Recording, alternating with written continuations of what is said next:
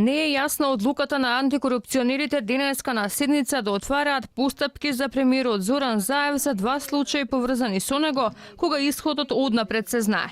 Дали антикорупцијска се обидува само да направи баланс, оти по налог на гласноговорникот на партијата од власта пред избори отвори постапка за лидерот на ВМРО ДПМН и тоа на 2 дена пред избори. Денеска на дневен ред на антикорупцијска беа два случаи поврзани со Заев.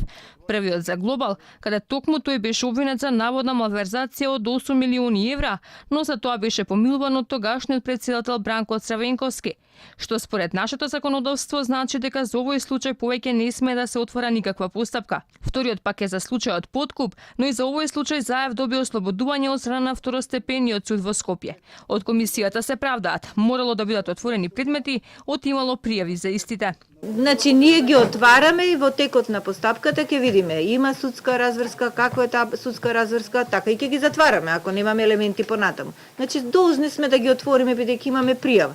Ќе вршиме истражување и врз основа на тоа, ако треба ќе ги затвориме, ако треба ќе истражуваме понатаму. Значи, постапката е дека мора да се отвори, не може само да се разгледа и да не се постапи. Мора да се отвори, но како ќе биде исходот?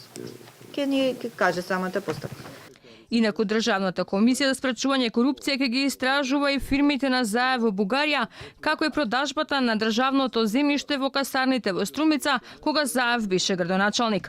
Инаку експертите се се погласни дека антикорупцијска сега се обидува да ја амортизира одлуката на минатонеделната седница, кога на 2 дена пред избори експресно го послушаа портпаролот на СДСМ Костадин Костадинов и за неполни 24 часа, откако тој побара, антикорупционерите отворија две постапки за претседателот на ВМРО ДПМН Христијан Мицкоски. Од опозицијата тогаш ја поздравија експедитивноста на комисијата и рекоа дека исто така треба да го испитаат имотот и на премиерот Заев, како и на неговото семејство.